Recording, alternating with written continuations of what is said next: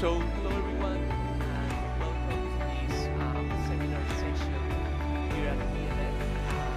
For those of you who don't know me, my name is Martina. I'm a research fellow at the Barcelona Institute of International Studies, and I'm also a leading researcher. Today I have the pleasure to introduce you Professor Martina Tazzioli, who will speak to us today. Before starting with her presentation, I would like to say a few words about her. Professor Tazzioli is lecturer in politics and technology at Goldsmiths, University of London. Martina's work is characterized by an interdisciplinary approach at the crossroads of political theory, migration, and border studies and political geography. Her work explores the biopolitical mechanisms by which some subjects are racialized and governed as migrants, analyzing the intertwining of modes of objectivation and subjectivities. More recently, she has investigated the technologization of the border regime and how technologies constitute a battlefield for migrants, states, and non-state actors. She's the author of The Making of Migration, the Biopolitics of Mobility at Europe's Borders, Spaces of Governmentality, Terms of Migration and Arab Uprising, among other relevant publications. And with this said, I would like to thank you for accepting our invitation for being here today, and the floor is yours. Thanks a lot for inviting me here.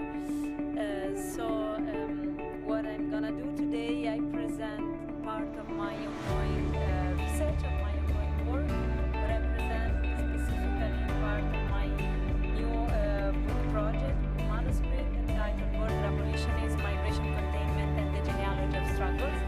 And in particular, I will focus, as you can see from the slide, on this chapter.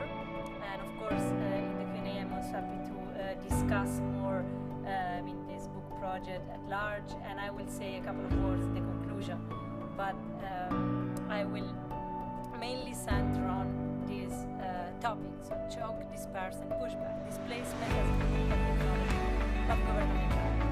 So, to put it shortly, what I want to discuss with you today is the way in which migrants, those who are racialized, and those people who are racialized and labeled and governed as migrants, are affected and targeted by states, but also non-state actors, not only through measures that cause deaths, like migrant deaths.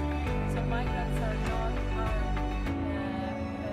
only because they're left to die, right, in the Mediterranean Sea. This is the most dramatic, of course, and most visible form of border violence, but there are also more like invisible forms of border violence that, however, do have tangible consequences and impact on migrant lives. So part of my work consists precisely in investigating this biopolitical technology mobilized by state and non-state actors that affect migrant lives and disrupt also their lifetime. And I consider these three specific political technology. When I say political technology, I mean I use this expression building on the work of Michel Foucault. Political technology as a series of practices, measure, and technique used for regaining control and governing by others. So, choking, dispersing, and pushback. I think that these three ways of governing migrant presence, of course, have always been there. I mean, has always been at the core of the so-called contemporary migration governmentality, but more recently they have gained centrality, say, in the actual police practices. So the way in which migrants are governed on the ground, even beyond the official documents and policies and laws, right? And if you want to check the European Commission documents about the migration agenda, right?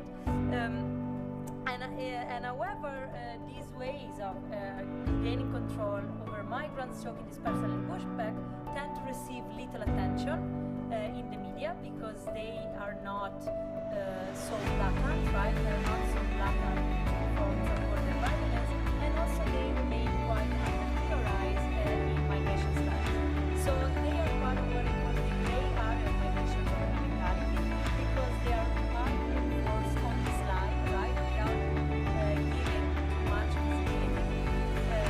And they are often enforced also at the edge of the law. So the state play at the edge of the law without usually being fully out of the law, without fully violating the law, but really at the edge.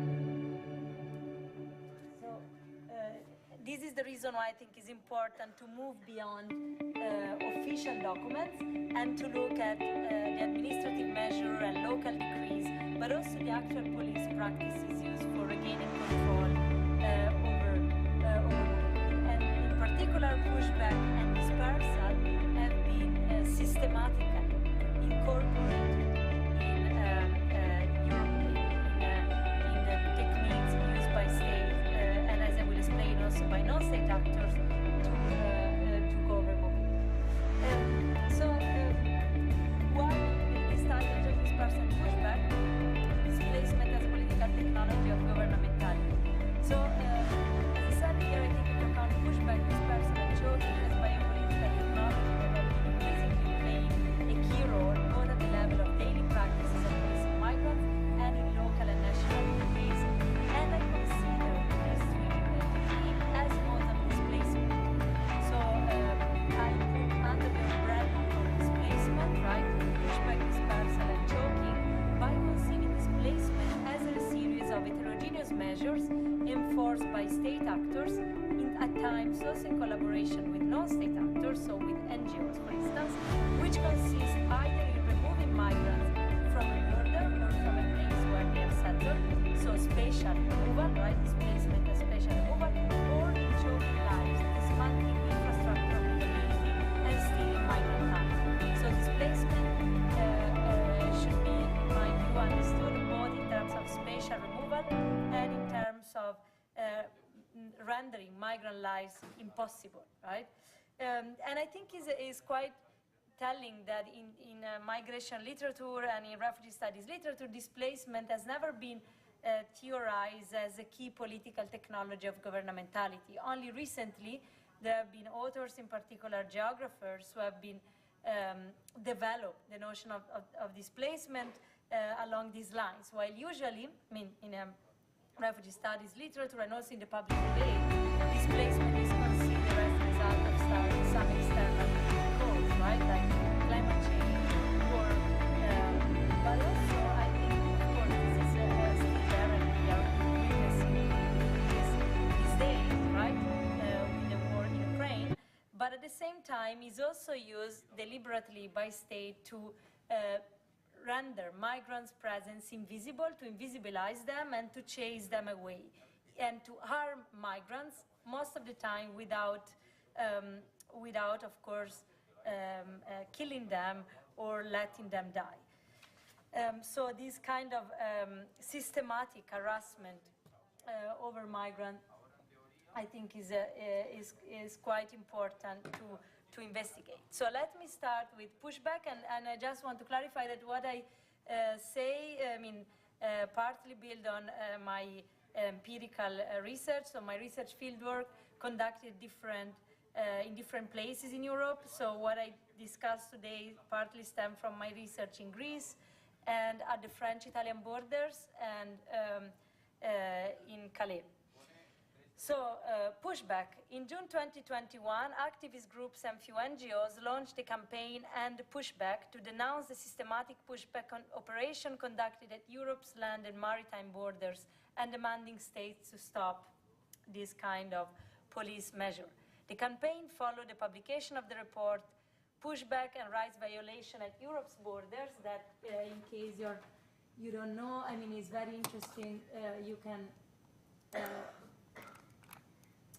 can read online. Has been published with a collaboration of different organizations based in Bosnia, Serbia, Italy, Croatia, So I encourage you to have a look. There is a very detailed report about what happens along the Balkan route. And so this is one of the most complete repositories about the systematic pushback operation enacted at the internal and external frontiers of Europe. According to the report, pushback, I quote, increasingly constitute a systematic Europe-wide approach to migration governance.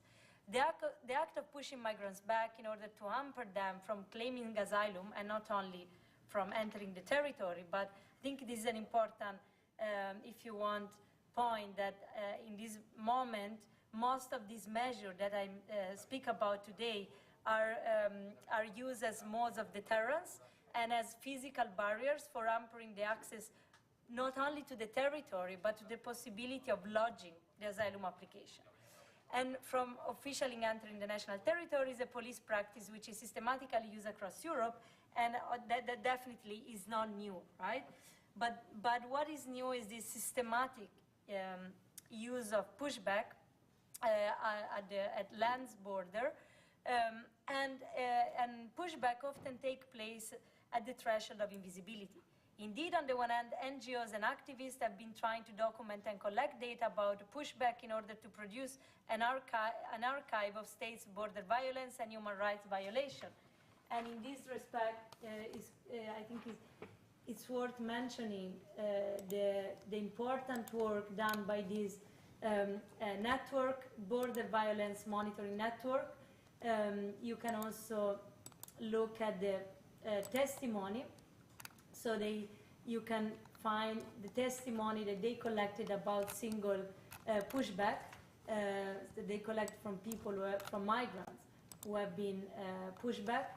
And you can see how they map pushback. But of course, it's important also to stress that, and this is also what these activists highlights, these repositories is definitely partial, right? Because the data that they manage to collect depends on the people that they encounter. So the people who have been pushed back and that they interview, right? So opacity and partial invisibility characterize pushback operation as long as it's hard for non-state actors to monitor and take stock of every single pushback. So there is an important network that work at the moment on this. But it's also a very dangerous activity because, of course, this information is shared, for instance, on WhatsApp, and there have been cases when the police, police authorities have used this WhatsApp communication to spot migrants and to push them back further, right? And plus, of course, authorities do not want to show that this is placed at the edge of visibility because pushback are enforced against the law, right? So, of course, is a violation of the international law. They violate the principle of non-refoulement. So people who are sent back even when they want to claim asylum in the country. So without an individual examination, right, of the single cases, the single legal cases. So along the Balkan route, migrants are exposed to what NGOs and lawyers have defined as chain pushback. And this is a quite new procedure. So basically from the Slovenian-Italian borders, on the basis of a bilateral agreement signed in 1996 between Slovenia and Italy, many migrants have been in the last year, then now pushback, at least from Italy to Slovenia, are currently suspended because of a decision of the Italian court that condemned the practices of the Italian police, have been sent back to Slovenia and to Croatia and to Bosnia. So this chain pushback. So migrants who have been trying to reach Italy ended up in being turned back to Bosnia, crossing back three borders, right? And this is what has been called chain pushback. So it's not a simple pushback to another country, but to push them back further. And by chain pushback, these NGOs refer to forced expulsion across borders where migrants are via an informal cooperation between different states sent from one state, for instance, Austria or Italy, through others, including Slovenia and Croatia, to a third country, such as Bosnia and Herzegovina. So, for instance, from a European state, European member state like Italy, they're sent back to other European member states like Slovenia to a third countries. Pushback operations have become a routine element of border governance at different borders across Europe. And what is interesting about this pushback is not only the spatial operation that is enforced, as I said, at the edge of the law, but is also in the fact that as part of this pushback, state authorities try to identify people, not to identify people too much, right? And this is something that I could observe during my research, my fieldwork at the French-Italian border.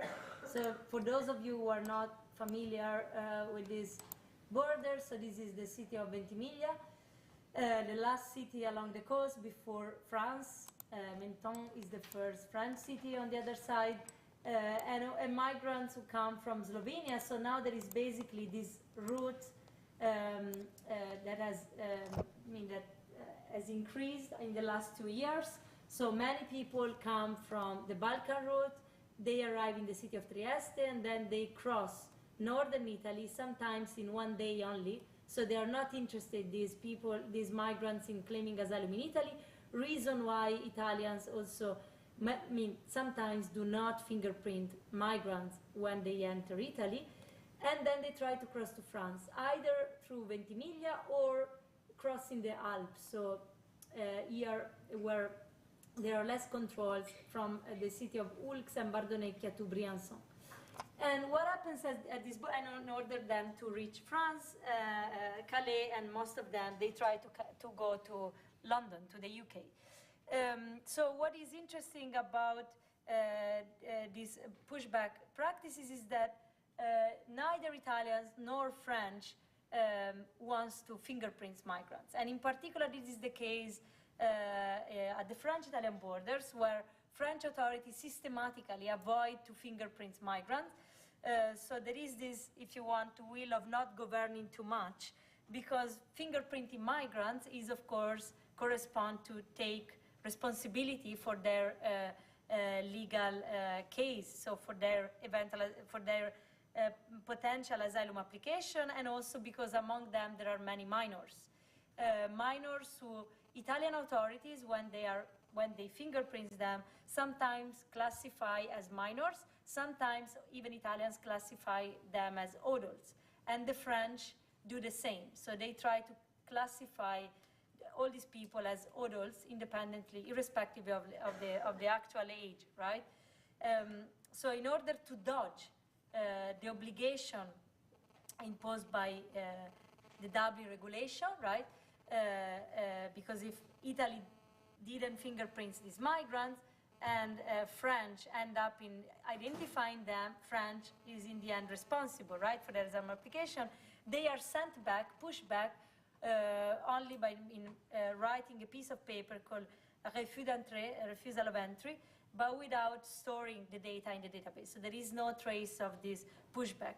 So it's interesting how this pushes us to rethink also this binary opposition between identification, which means basically controlling mobility, and resistance to identification, because in some cases lawyers do try to help migrants by showing that they have been identified in France, and therefore their asylum application should be assessed by France.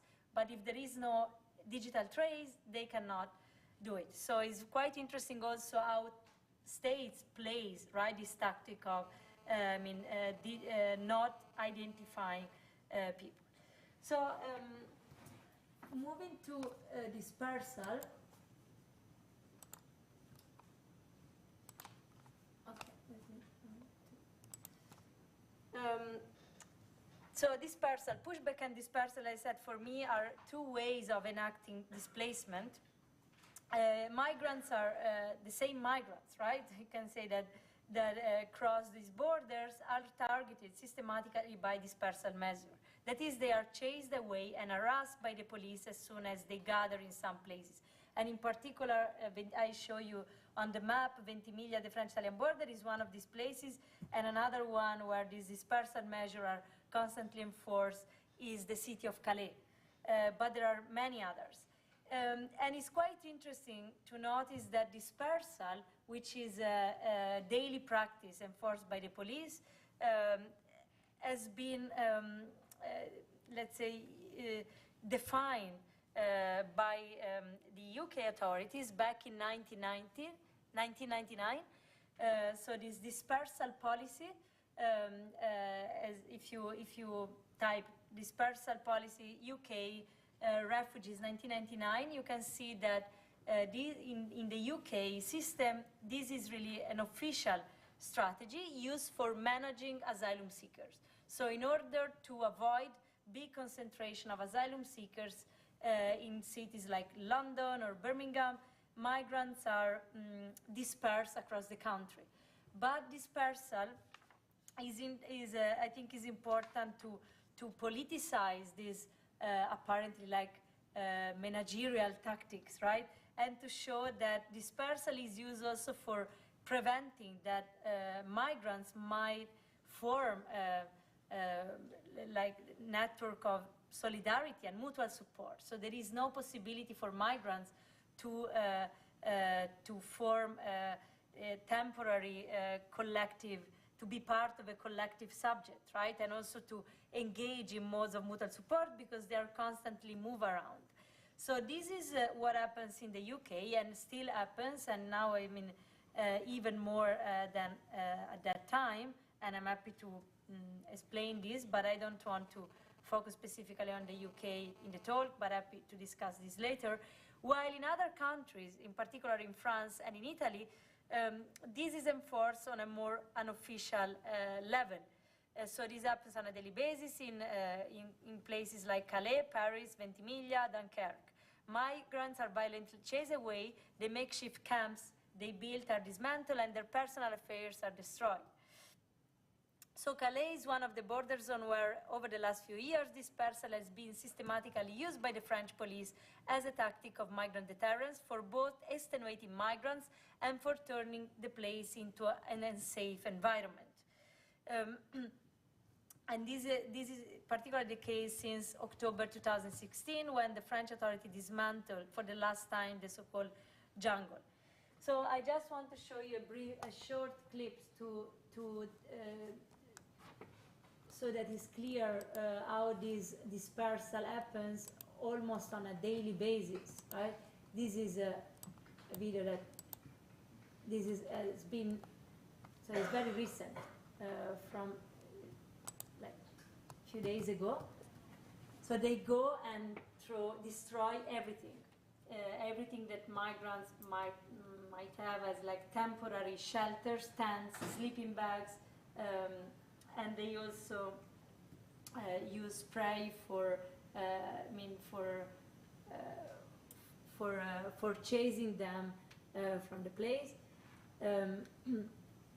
And this is not the jungle, right? The jungle doesn't longer exist, but migrants constantly come back to Calais and they try to build these temporary makeshift camps. And the French authorities go and destroy everything, and also say trees, and they leave migrants on the green without any shelter. So this is just to show you what I mean by dispersal. So migrants are kind of pushed away, right? Even if the authorities are, of course, aware that these people, most of these people, will come back. So they won't give up, right? So it's not definitely a solution, even from a state's point of view, but is a way to extenuate them and also to show, to invisibilize that presence and to make more difficult.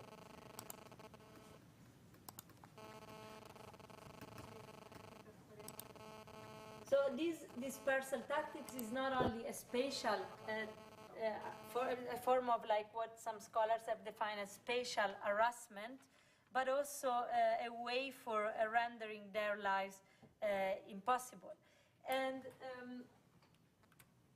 so these are some of the, the numbers, but again, as the same for Pushback, we don't know how many people are dispersed because it's very difficult to account for dispersal, precisely because it's something that happens on the slide. How can you account for dispersal, right? While it's easier if you want to count how many people are detained in a detention center. So these are some of them, but what happened in 2021, what French call lieu de vie, activists call lieu de vie, like these informal spaces of life. 1,226 of these informal makeshift camps had been dismantled. Almost 60,000 tents have been destroyed in Calais only in 1 year.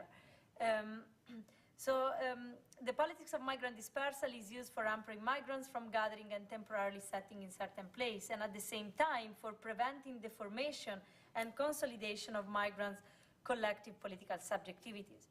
Indeed, by constantly scattering and dispersing migrants across space, state authorities actively obstruct the possibility for people on the move to build transversal alliances and from consolidating collective spaces of life. Similarly to Pushback, dispersal measures have been increasingly used in a systematic manner by state authorities. And like Pushback, migrant dispersal is subjected to an uneven invisibility. So some of these operations, of course, are visible in the media, as the video I just shown. Other times, they pass more, they are definitely more on the slide.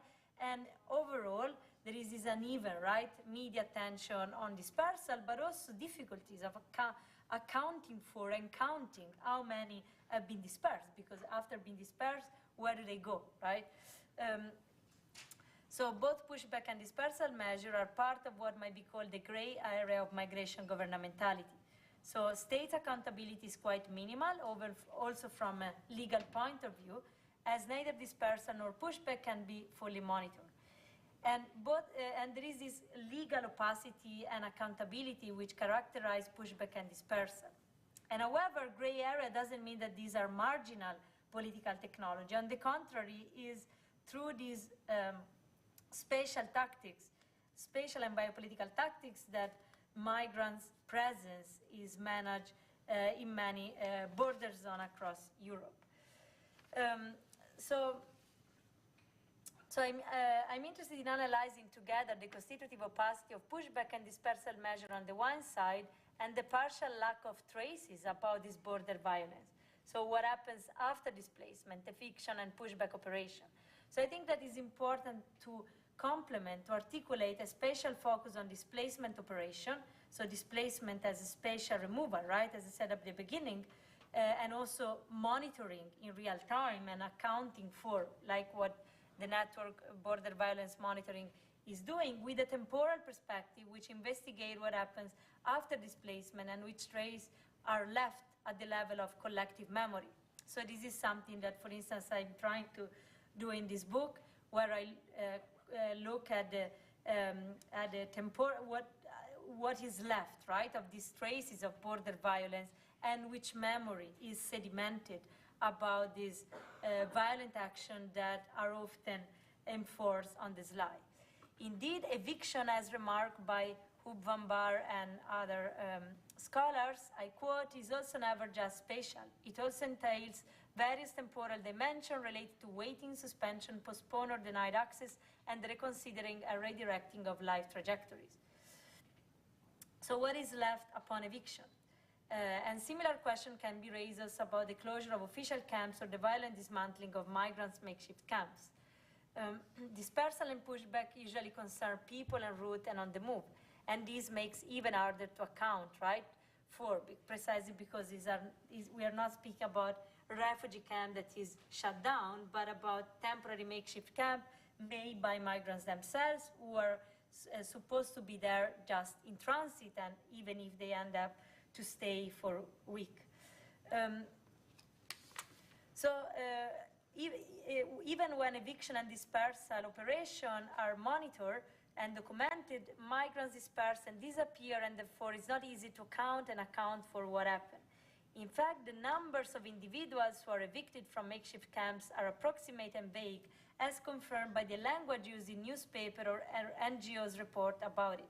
For instance, in French newspapers, it's quite common to find sentence like about 1,000 migrants have been evicted this morning. Roughly 80 people have been violently chased by the police and their belongings destroyed.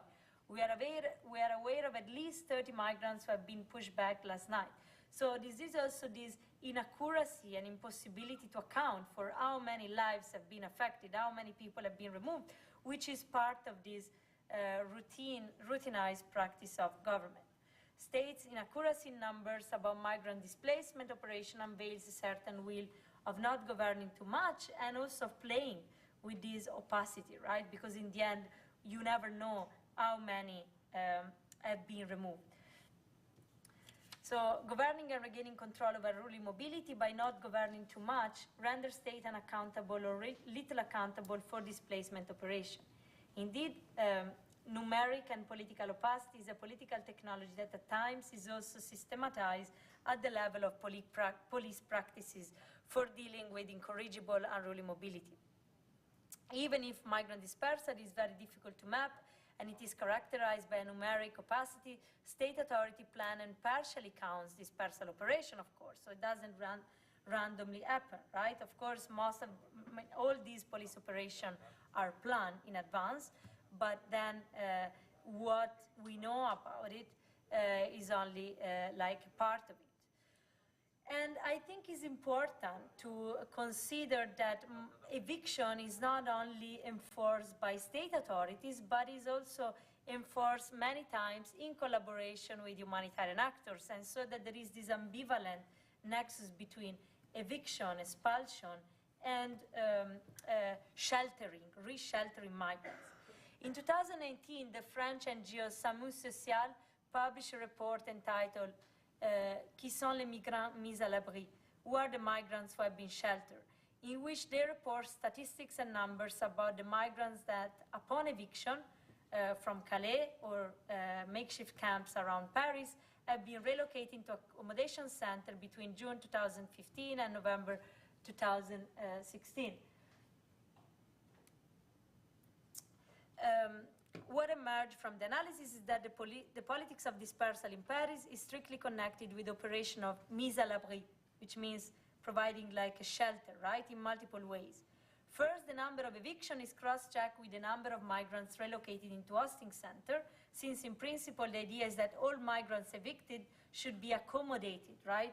And so their presence should be invisibilized, and as long as they should be moved to an accommodation center, even if this is not always true, even because many migrants refuse to go to an accommodation center because they're scared, and so they escape, right? And so most of these numbers do not coincide.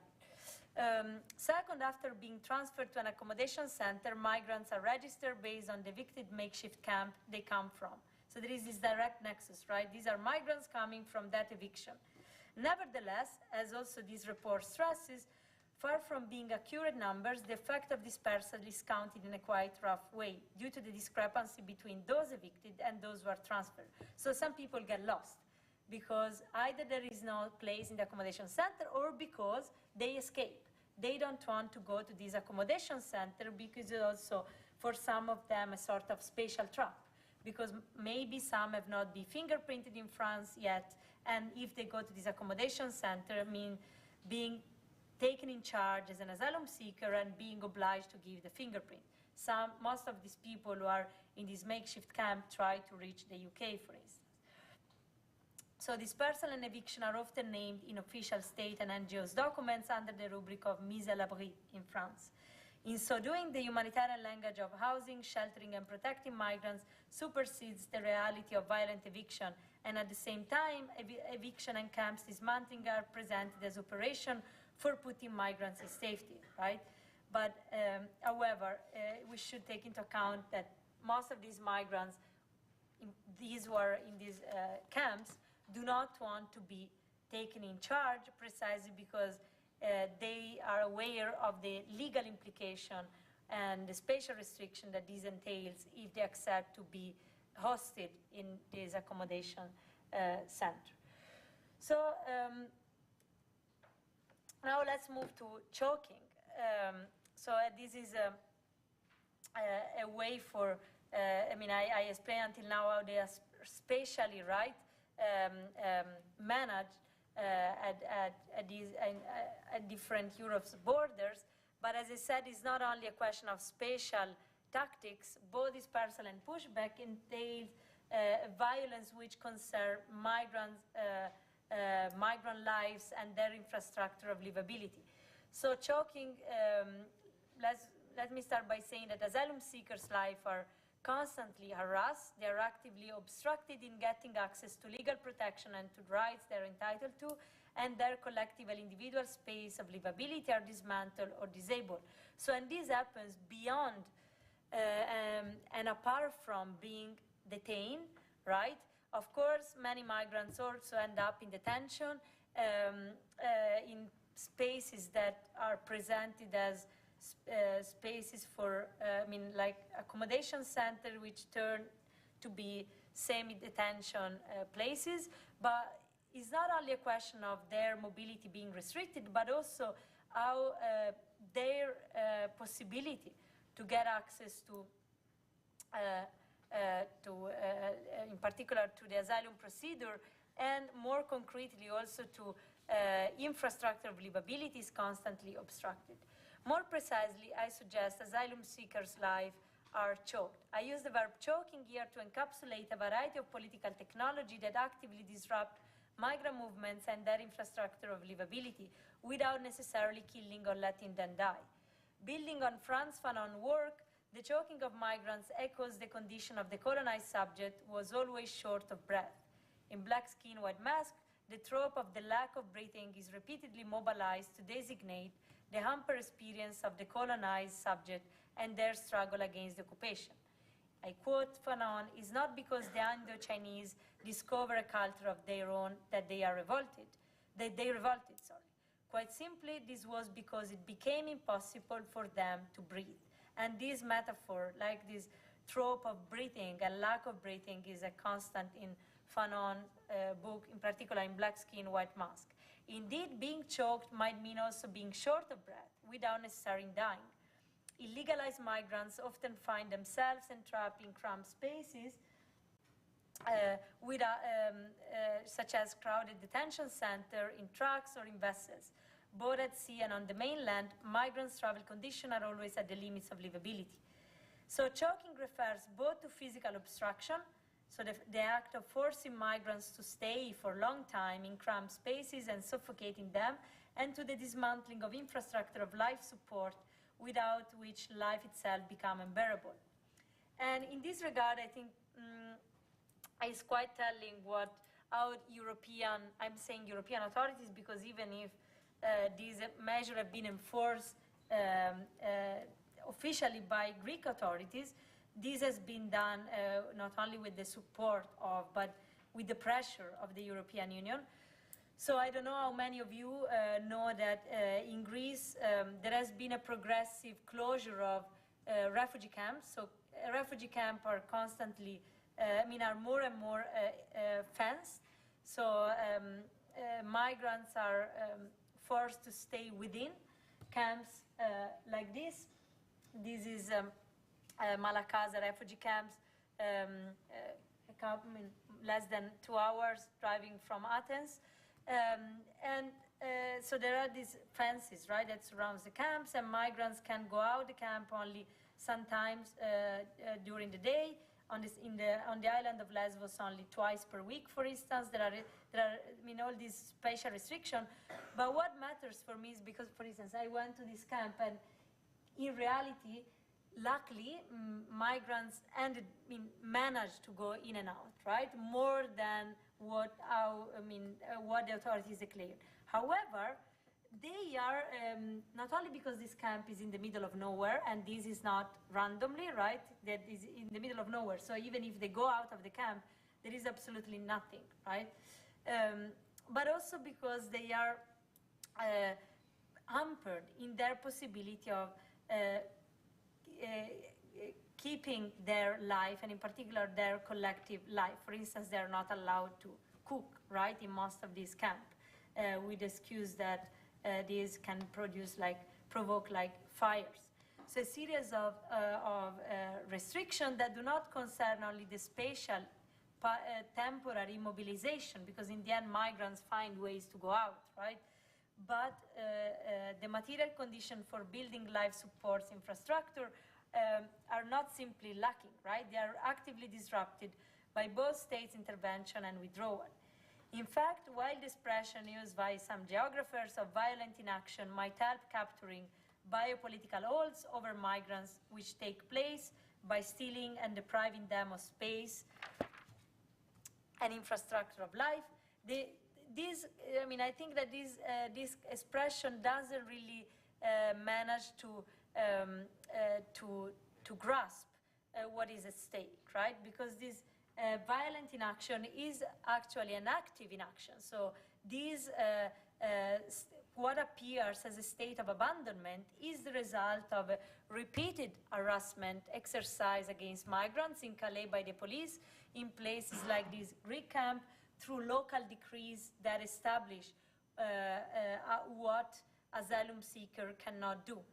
And as you can imagine, COVID-19 has been a moment when there has been an acceleration of these restrictions that are not only spatial, but that concern also the very possibility of lodging the asylum application. For instance, asylum offices which have been shut down for, a different stage, while the people inside the home office kept working from remote. So what happened is that the asylum seeker couldn't renew their asylum application, and so they became illegal, because their procedure, their legal case proceed, but they couldn't renew their asylum application. So there are all these multiple ways of choking and rendering their lives impossible.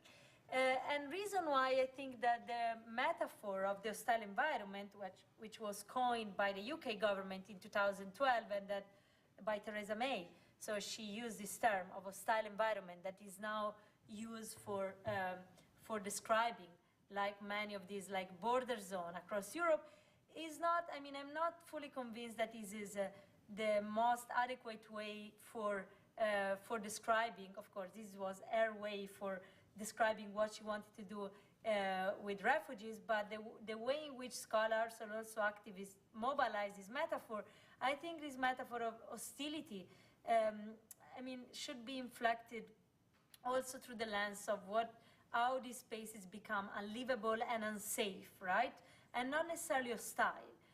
It's a question of life rendered unlivable, even if they are kept alive, right? Even if they don't die, and unsafe. And this question of unsafety has become really a matter of concern during COVID-19, when these spaces of humanitarian control, like these camps, became cramped spaces where migrants were forced to stay in the name of their own protection, right? So we keep you there in order not to expose you to the virus, but became unsafe spaces, precisely because they were cramped. The systematic police patrolling, raids, arrest, eviction conducted to choke migrant lives and keep them on a forced hypermobility shows that what appears as withdrawal and inaction requires a huge deployment of logistical and economic resources. Thus, for this reason, the choking of migrants is inflected more through politics of harming and debilitating, what family scholar Jasbir Puar defines as a politics of debilitating, right, than through mere withdrawal and inaction. Individuals are targeted by, I'm quoting from Jasbir Puar, infrastructural and corporeal debilitation, and their time is held hostage. Their lives are slowed down and choked at the same time. Obstruction, in terms of access to infrastructure, but also to rights, dismantling the spaces of life and active inaction are political technology of migration governmentality, which coexist in many camps, but also informal makeshift camps and border zones that can be hardly disentangled from each other. What might appear as state partial withdrawal and abandon, not this act of abandoning migrants, should be instead further articulated along these lines of harassment which is disguised through and enshrined in the details of the administrative measure and bureaucratic conundrums. So, refugee camps and hybrid sites of detention are spaces in which the enactment of these three by political tactics, obstruction, dismantling, and active inaction, is particularly blatant and visible. So it is precisely through, even if not exclusively, such a multiple deprivation that state and non-state actors get hold over migrants' lives. This is what I call governing by choking. These modes of governing by choking have ultimately accelerated the politicization of humanitarianism and have pushed lawyers and migrant solidarity networks to rethink also the tactics of intervention. In fact, the systematic harassing of migrants, irrespective of their legal status, renders struggle for refugee rights difficult to carry on, but simultaneously open new leeways, I think, for legal and political action. Indeed, as immigration lawyers have pointed out at the French-Italian borders, confronted with such a routinized police harassment towards migrants and lack of life support infrastructure, it becomes key to rethink how to creatively use the law. So that what is at stake is not simply a violation of rights, of refugee rights, but also a violation against basic social rights that concern the possibility to stay alive, right? And to and the fact that states disrupt basic infrastructure of livability. So this politicization of this, what might appear as a basic level, is actually object of debate among lawyers, precisely because it's one of the main battlefields at the moment, right? So this disruption of condition of livability and the disruption of access to social rights and infrastructure of life support. For instance, just to give you a more concrete example, the impossibility to have like proper hygienic condition or a shelter, right? The right to a shelter in places like Ventimiglia. So the fact that migrants, temporary makeshift camp are destroyed and these people could not live, could not stay, because even if they try to stay on, on the ground, they are chased away. So, coming to the conclusion, I think that the lens of displacement is important for articulating together what might appear as completely different and dispersed tactics of governmentality. And I think that the problem and also the strength of the border regime consists precisely in this heterogeneity of tactics that are difficult to analyze jointly, and that, however, we need to do this effort precisely because it's impossible to find a dominant, a unique tactics, right? And so displacement for me is also a way for connecting migrant struggles for movement, but also struggle for staying, right, in places, with other struggles that do not concern migrants only. And this is where is also related to my, my attempt to use abolitionist literature. When I say abolitionist literature, I refer to carceral abolitionist literature and abolitionist perspective in relation to the border regime. Abolitionist perspective doesn't mean a call for abolishing borders. I'm happy to discuss this more in the debate. Abolitionist perspective as conceived by authors such as, for instance, Ruth Gilmore, who coined this term of abolition geography. Abolitionist perspective is connected also to the idea of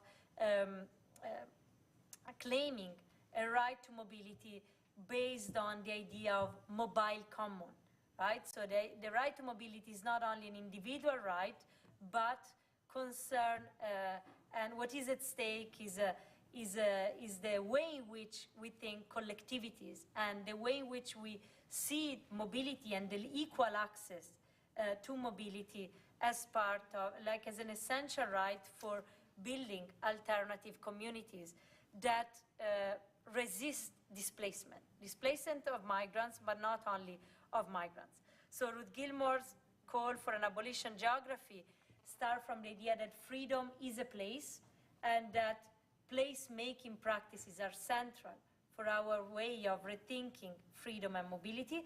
And so resisting displacement should also be done, in my view, starting from a radical rethinking of how we conceptualize the right to mobility as part of a mobile common, right? This is an expression used by some critical migration scholars, in particular by Vasilis Tsianos. And so I think that this focus on displacement is also a lens for opening up a debate on what some scholars, and in particular refer to the work of Mimi Scheller, have defined commoning mobility to planning a more equally livable world. I will stop.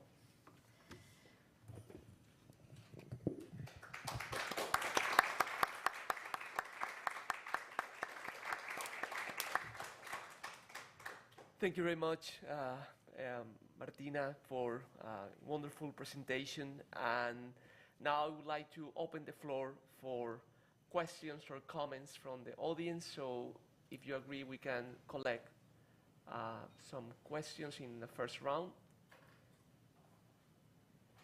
Yes, I see 1, 2, 3. Okay, yes, please, in the back.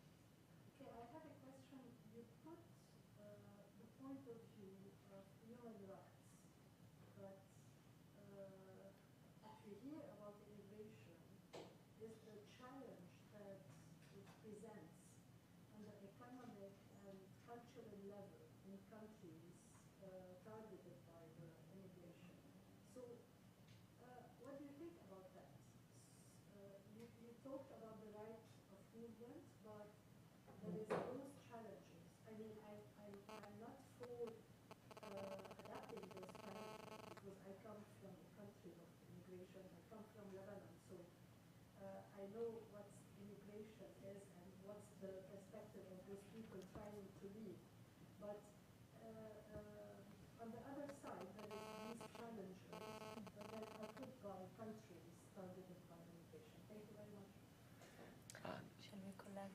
Yes, let's collect. And Lorenzo? Thank you. It's great. Yeah? Yes. It's working? Okay. Thank you very much. Just very quickly echoing your reflection on Ventimiglia or French-Italian border and the Greek spaces with the Spanish-Moroccan border, all these practices of dispersal, removal, the destruction, systemic destruction of informal camps around Ceuta and Melilla, chain pushbacks are routinized and institutionalized until a point. So echoing your reflection. And also asking to you if finally we cannot consider that's a kind of internalization of insecurity. All all these practices represent a kind of internalization inside supposed asylum and refugee space of insecurity that's supposedly outside Europe. You mean insecurity for the refugees, or? Yeah, absolutely. And insecurity for the refugees, their life, their bodies, their rights. Yeah. And we have another question over here. Yes. Hi, thank you. I have a question that usually come up when I these days see debates in media about migrants, about asylum seekers, and I think I do have the answer, but I always find it very difficult to answer. And this question of who these migrants are always come up, and then I wondered, do we even know? Is there even an answer to who the migrants in being displaced in this way are? Because you also talked about challenges of measuring displacement and knowing the how big this is. So Yeah, that's also always a question that provokes me a little bit, but I wonder if you have any good answers to that. Thank you.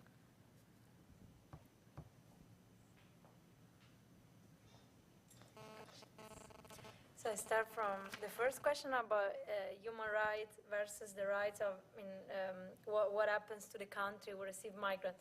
Yeah, thanks for the question. This is also one of the points that I discuss in this book, and that I call this the zero-sum rights game, or the destructive logic of rights. So that for me, this is precisely the question. Is even more indeed challenging than the question. So it seems to me that a call for freedom of movement is not enough at the moment, precisely because what disturbs European citizens is not only the fact that migrants enter the territory, but the fact that migrants, because migrants claim and rights, or might also, of course, try to find a job, these still citizen rights, no? And for me, this is precisely the stake to, the battlefield, in the sense that a reason why I'm using this abolitionist lens, because this discourse is predicated upon a logic of scarcity, and the idea that if as a migrant, as a non-citizen, I'm entitled to some rights, you as a citizen do have less rights. While this is precisely the dynamics for putting citizen against migrants, right? It's not, so the shrinking of the welfare system is not, there is a long trajectory in Europe, and in particular in countries like the UK is even like more blatant, that doesn't depend on the presence of foreigners who are actually, this is what, for instance, just to give a concrete example, what is happening now with Brexit, that in the UK, that there is a economic crisis at the level of job market, because they are no longer able to exploit unskilled workers, right? There is a 1 million shortage. This is what they declare, of unskilled workers who cannot come because they cannot get a visa from Europe. So I think that the point is that to articulate, to rethink the narrative, being aware that rights cannot be part of this logic of principle of scarcity. It's not because I have rights to education, to health, and to job, to work, that citizens do have less rights. But the struggle of the migrants historically have always helped in expanding and strengthening also other people's struggles. For instance, in the sector of logistics in Italy, migrant struggles against exploitation have been an important starting point also for Italian workers for achieving some rights as workers. So this is what I'm saying.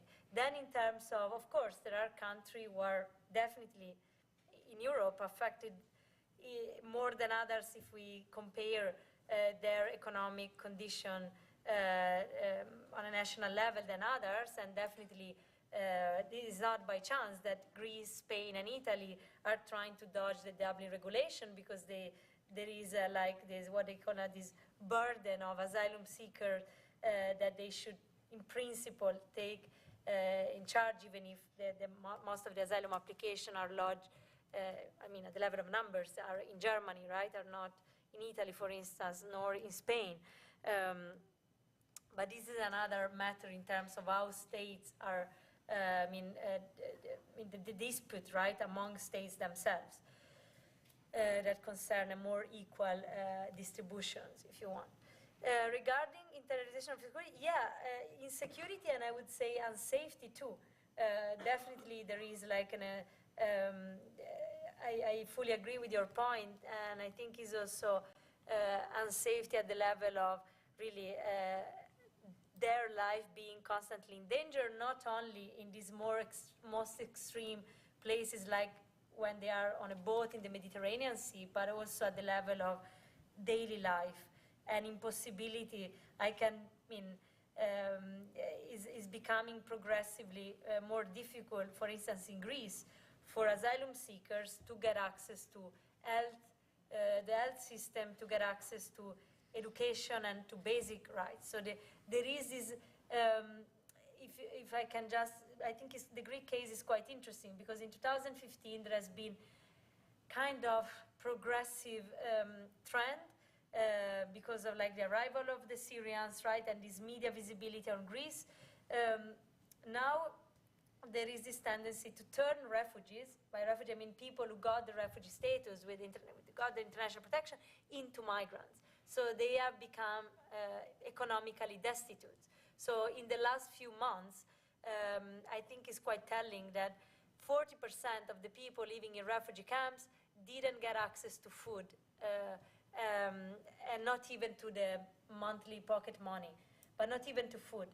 And this is, so this measure concern affected all asylum seekers who got rejection, so, but also those who appealed against rejection, so were waiting for the result of the appeal.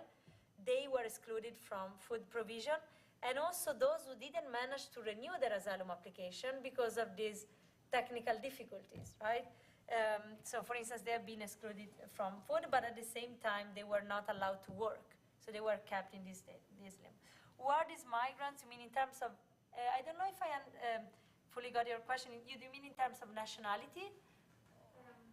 In terms of, I mean, these questions always come up, like, why are they here?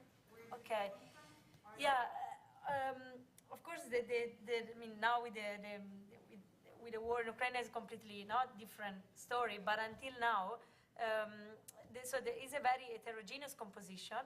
We cannot generalize because, of course, there, as you know, there were many Syrians, and there are still many Syrians trying to come. There was this huge, I mean, in terms of numbers, in particular in Greece, 2016, 2017, the highest numbers was like of Syrians, right?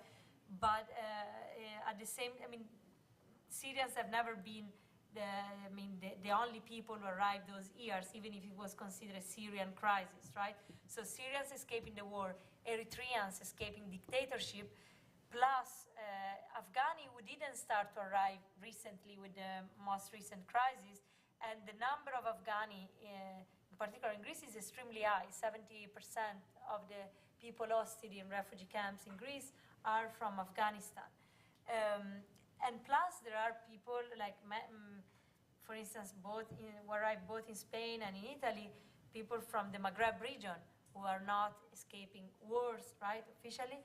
For instance, Tunisians, there is this long history. It's also a question of historical migration, if you want. So the migration of Tunisians to Italy traced back to the late 80s and has increased a lot. So late 80s, because in the second half of the 80s, Italy, like France and other European states, enforced a visa system for Tunisians, so they couldn't come anymore freely, right? So they were forced to come by boat.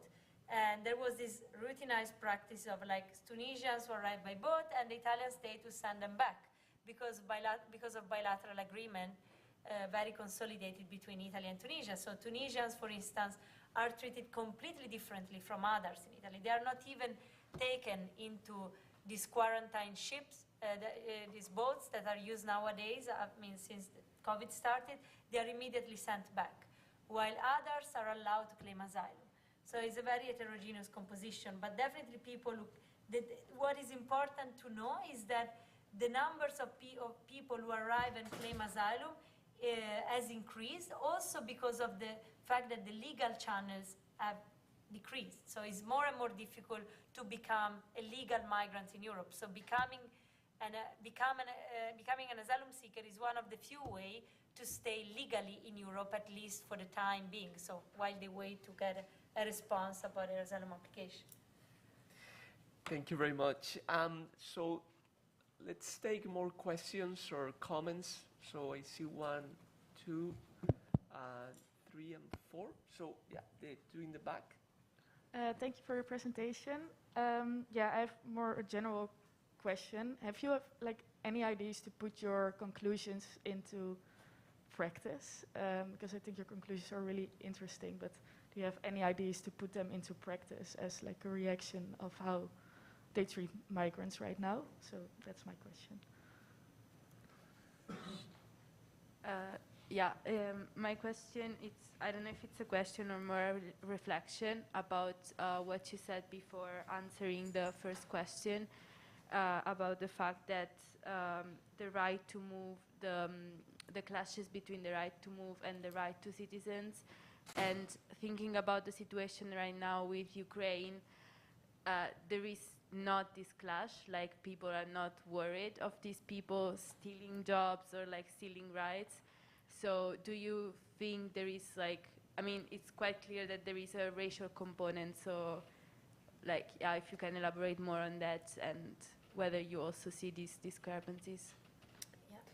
And someone, yes? I have the same question. Oh, okay. And Rachel, right? Yeah, I had almost the same. So, like,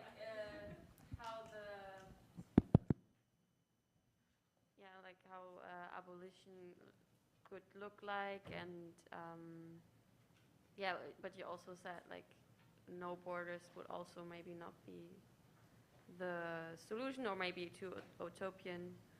So yeah, like a little bit like where could we go, and yeah.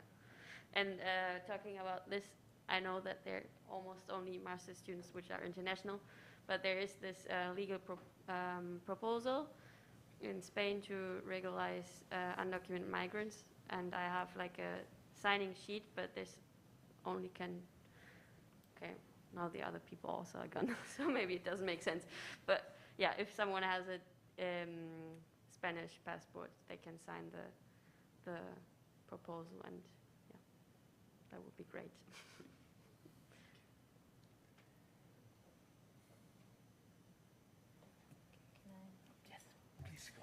So in terms of practice, I mean, I don't do policy recommendation, and it's not only because it's not my job, but because I think is part of the way in which it matters how we look at this topic, right? Migration, and for me, it's very important not to this, at least my personal position, not to conflate migration and governmental problems. So I don't see migration as a matter of, so I don't want to put myself in the seeing migration like a state, right? So I'm not interested in policy making, but I think that at the same time, it's not just a question, okay, I'm more interested in theory and there are people interested in, I think that all these things is absolutely, I mean, is directly political. So migration, even if I don't want to decide how to govern someone else's lives, because this is in the end, right, that Europeans want to decide how to govern someone else's lives, right, how to manage, why Martina's presence here is now considered problematic, why the presence of an Afghani person is considered problematic, right? So I refuse this kind of hierarchies and the fact that we are in charge of deciding how to govern someone else's lives. But I agree that there is an ethical and political task, both as critical scholars and as citizens. And I think that for me, first, an important, precisely because we are, or maybe I don't know if some of you is a politician, I'm not, the task is also to re-articulate and change the way in which we look at this problem. And reason why I'm thinking that the point for me is not simply to argue for freedom of movement or no borders, but to, for instance, challenge this destructive logic of rights, no? First of all. Second, to challenge the idea that migration should be seen as a problem. This is something that is historically, is the result of a specific history, it's not a natural thing, right? Or anyway, to ask, who is a migrant, right? Because if you come to the UK in this period, you can see very clearly how the migrantization of some people has started of Europeans, right? From a legal point of view, but also the level of collective perception. More concretely regarding abolitionism, yeah, of course it's not that I'm against no borders. I'm thinking that no borders perspective, I'm thinking that no borders means means little if it's not articulated with also other struggle for social justice. So that the point is not only to say, okay, let's move freely, because the point is not only the border, but how the border impacts in a differential way on European citizen and non-European and other. So that for me, the stake of an abolitionist perspective is precisely how to, if you want to put in like Angela Davis' term, she used this term abolition democracy that takes from, she used this term from, she borrows this term from W.B. Du Bois, the black abolitionist scholar, who argued the slavery system didn't end with the end of chattel slavery, when slavery was officially abolished, because it was reintroduced under different forms, for instance, with convict labor. And Angela Davis used this formula, abolition democracy, to say the point, we cannot simply abolish the carceral system, we cannot simply shut down prisons, we need to find a way to build alternative institutions. So it's not only about tearing down, she says, but also about building up. So it's not only about criticizing and dismantling, but also creating the possibility, the condition, the material and legal conditions for for not replicating these racialized borders, right? For not replicating forms of racialized punishment. So for me, this is the difficult task. How we don't simply call for freedom of movement, but we also structure a society in a way that the multiplication of racialized hierarchies of lives, and this is where now I come to the question of the Ukrainians, is replicated. So regarding Ukraine, of course, this is it's also difficult to analyze what is unfolding at the moment, but if I can, I don't know, my understanding of it is that definitely there has been, what is going on is an equal racialized treatment, right? Not only, if we compare what happened at the same borders, Polish borders months ago with the Afghani people and what's happening now, but also people who flee, who are escaping Ukraine. There are not only Ukrainian citizens, there are also, as is well known, black people, migrant workers who are being treated differently, right, at the border. However, all that said, I think that is the decision of the European Commission to deliver temporary protection is very important, not only for the Ukrainians themselves, and I think we shouldn't fall in the trap of recreating ourselves hierarchies by saying, okay, but what about Syrians? Okay, but it's good that they are giving this to Ukrainians, right? And using this as an expansive moment for claiming a different politics of asylum. That's great. It's absolutely necessary to give temporary protection to the Ukrainians. So in a moment when the asylum system is shrinking and is in crisis, we should use this as an opportunity for rethinking the right to asylum. And I think it's not a secondary matter, the fact that Ukrainians, if you think about their status, they are not, and the definition of who is a refugee described in the Geneva Convention, they're not refugees, right? They are people who are fleeing a war and not individual persecution, right? So it's very interesting that they are considered now the prototype of the deserving refugees. Of course, then the protocol of 1969 and then the following, like the other, of course, European directives have complemented Geneva Convention, and the subsidiary protection in Europe concern also people who escape war. But I think this should not be taken as a way for saying, okay, so let's, it's problematic that they are giving the refugee status to Ukraine. I think is, of course, not only necessary, but it should be the starting point for restructuring a more responsive right to asylum. Thank you very much. And let's make a final round of questions. So, okay, I see one here. Who else would like to? 2 and 3. Okay.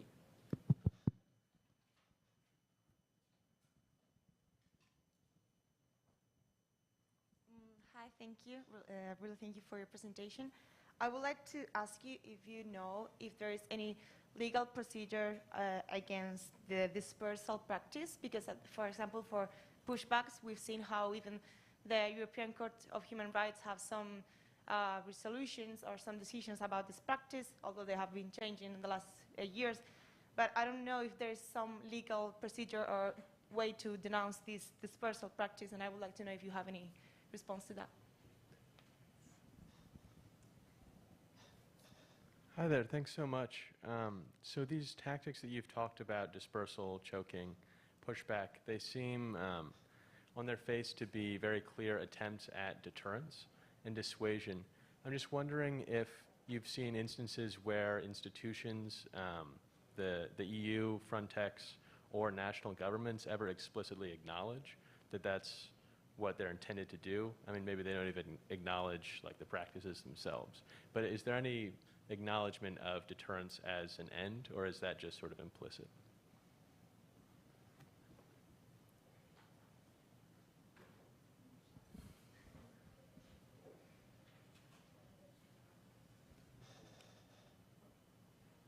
I don't know if it's on. I think it's on. I have a little bit more of a specific question. It sounds like you've spent a lot of time researching camps in Greece and refugees and migrants in Greece. And I'm curious, because you mentioned with a lack of opportunity for them to work, was it due to the fact that there wasn't economic opportunity for them and they had work authorization, or that they didn't have the opportunity to work at all, or was it a mixture of the both? That is all. Okay, so thanks a lot for the question on dispersal. No, there isn't. This is indeed a super important point, because it's such under-theorized and I don't know, it's not that much under scrutiny. Of course, no, I mean, there are many people on the ground, like lawyers, who are super aware of this practice, but there are no legal tools deployed at the moment for tackling this dispersal. Reason why I was saying, and I agree with you, is an important difference with pushback, because dispersal has been officially used only by the UK as an asylum, I mean, as part of the asylum politics, but means something differently, means moving around people from an accommodation center to another. This is like something that happens at the level of police practices, and with pushback as well, but pushback are a little bit more regular. I mean, there are like specific, not specific, are quite blurred, but there are ways in which people can be returned at the frontier, right? So the pushback practice, there are pushback practices which are completely out of the law, and others which are not, like where when the French police return migrants to Italy, is because, for instance, thanks to the suspension of Schengen that they enforced in 2015, they can always they can do like border checks, right? And if the person doesn't have, one of the justification is, for instance, economic resources, and they can send this back. Of course, it's an excuse, because in practice it's a pushback. They don't ask this question to the person, right? But there is a bit more, so that the law can be turned against authorities. And for instance, this is what sometimes happens also on a daily basis. So it happens that, for instance, minors are returned to France from Italy when minors themselves, so after being pushed back to Italy, they go to the Italian police, minors, and say, look, I'm a minor, you can check, because if the Italian database, they have been registered as minors, and the Italian police take them back to France, saying, well, this is yours, because this person is a minor. So the way in which they try, lawyers, to tackle dispersal is, as I said, to this, like, inventing this kind of new approach by saying, okay, let's challenge the violation of basic rights. So the fact that through dispersal, they also dismantle the possibility of, the right to a shelter, for instance, or the access to hygienic, to basic sanitary infrastructure. So this is how it can be framed from a legal point of view, but it's very, it's something that they are experimenting now. It's not officially against dispersal, but against the consequences, the effects of dispersal. About deterrence, Yeah, absolutely. Not Frontex, as far as I know. There might be some Frontex documents about it, but about states, yes. And in particular, on a national level, I just put a quote. There was quote some year. So we need to empty the frontier that was declared by the former Ministry of Interior, Angelino Alfano, Italian Minister of Interior. So there are many declarations by politicians, Minister of Interior, that they argue we need to, this was to empty the frontiers, so to chase away migrants from Ventimiglia, but the rest of the sentence was related to not only to invisibilize them, but to make them, to exhaust them, so to make more difficult for them to come back.